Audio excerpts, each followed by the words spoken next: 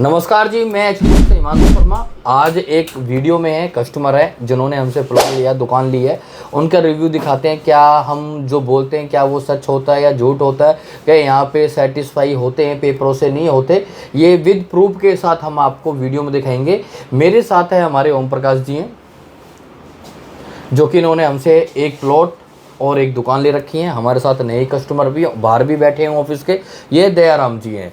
तो दयाराम जी नमस्कार, कैसे हैं आप? नमस्कार जी, ठीक है जी। तो कैमरे में देख के बोले कि आपने यहाँ पे क्या लिया है हमारे पास? हमने आपसे एक दुकान लिया जी 50 गज की।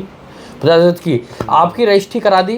हाँ जी, आपकी मोटेशन भी होगी? हमारी मोटेशन भी होगी है सर। ये रही रजिस्ट्री 30/5/2024 की है। ऑन ये मोटेशन है, ये भी ऑनलाइन है आपकी। ये सर आपकी ओरिजिनल पेपर।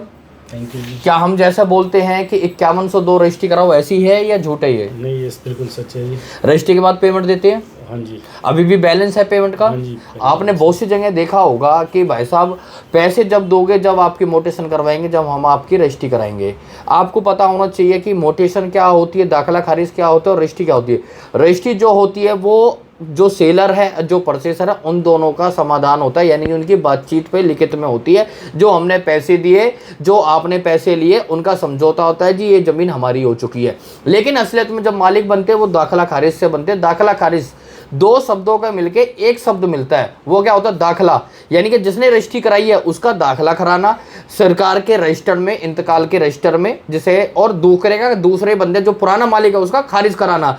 यानी कि सरकार की नज़र में आप पक्के मालिक बन चुके होते हो जब जब आपका दाखिला खारिज होता है।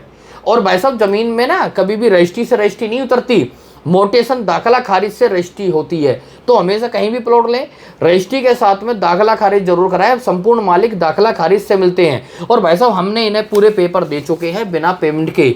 अब ये हमें ये पेमेंट करेंगे। इसके अलावा बात करते हैं, ये हमारे पुराने कस्टमर है दयाराम जी, इन्हीं के थ्रू ये आए हैं। तो दयाराम जी कहाँ रहते हैं आप? देवली, दिल्ली। आपने हमारे पास कितने गज का प्लॉट लिया है? मैंने 214 गज का प्लॉट लिया है। हाँ जी। एक 30 गज 33 गज की दुकान ली है। उनके डॉक्यूमेंट्स हो गए? हाँ जी। और मेरे मोटेशन भी हो गए? मोटेशन भी हो गई। एनओसी मिल गई? एनओसी मिल गई। यानी कि सेटिस्फाई हैं आप? बिल्कुल तो बिल्कुल। इन्हें क्या बोल के लाए थे आप जो इन्होंने लिया इनको ये आपसे? पेपरों की गारंटी पे ही लेके आए थे। और पहले जमीन में और अब की जमीन में कुछ अंतर है? अंतर है? हाँ, फर्क है। मकान तो बन फिर रहे आप किस चीज़ को कह रहे हो ये अंतर है? मैं कुछ और समझा। हाँ, मकान बनने शुरू हो गए हैं तो वहाँ अभी पे। मैंने आपको अभी एक ऑफर दिया था। क्या ऑफर दिया था आपके प्लॉट पे? हाँ, के रीसेल कर दो। कितने पैसे बोले थे ऊपर? 3 लाख ऊपर 3-4 एक्स्ट्रा लाख ले लो। रुपए ये लगा लो जी। मैंने इनका भी एक 214 गज का प्लॉट है, इन्हें आज से 1 साल पहले दिया था और अभी ऑफर दे चुका हूँ 3 से 4 लाख रुपए ऑफर।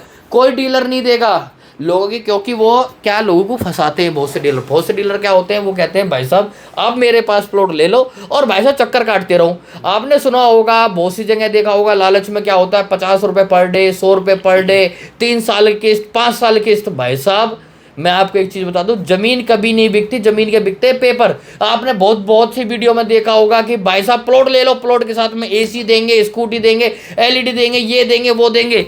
तो भाई साहब देते ही रह जाते हैं। और भाई साहब वो प्लॉट को ना बेच रहे, वो तो इलेक्ट्रॉनिक आइटम बेच रहे हैं। भाई साहब जमीन कब बिकती है? जमीन के पेपर आपके नाम पे होंगे ना, जब वे मालिक होंगे। कभी भी इलेक्ट्रॉनिक आइटम या कुछ ऑफर के साथ में भाई साहब जमीन ले रहे हो, अगर आपने ऑफर लेना होगा ना इलेक्ट्रॉनिक आइटम जैसे स्कूटी, एलईडी, तो भाई साहब आपने भी दुकान देखी होगी, वहां से जाके ले लोगे। और भाई साहब आपको एक चीज़ और समझा देता हूँ, कोई भी बंदा अपनी जेब से प्लॉट के या एलईडी के पैसे या स्कूटी के पैसे, एसी के पैसे कोई नहीं देगा। आपकी जेब से ही निकल रहे हैं, वो प्लॉट में ही जुड़े हुए हैं, ये बात ध्यान रख लीजिए।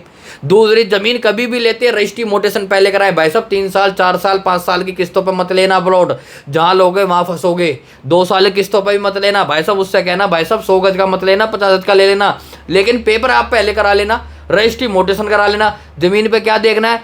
आने जाने की सुविधा देखनी है। दूसरी वहाँ पे स्कूल कॉलेज होने चाहिए, रोजगार होना चाहिए, मार्केट होनी चाहिए, और क्या चाहिए? तो भाई साहब हमारे पास जमीन है 7,000 रुपये गज के हिसाब से। आपने सुना होगा दिल्ली में तोड़फोड़ हो रही है, नोटिस लग रही है, गोविंदपुरी में, ओखला में, हर जगह तोड़फोड़ चली रही है ना। तो तो भाई साहब कहीं भी आप प्लॉट लेते हैं पहले कराए रजिस्ट्री मोटेशन, उसके बाद देने पड़ेंगे पैसे, तो आप भविष्य में बिल्कुल सुरक्षित रहेंगे। अगर आपके प्लॉट ले लिया, आपके नाम पे पेपर नहीं है, तो कभी भी तोड़फोड़ हो जाएगी, भविष्य खराब हो जाएगा। चाहे आपने घर लेगा 4 मंजिल बना लिया हो, जैसे भी आएगी नीचे से लगेगी तोड़ देगी।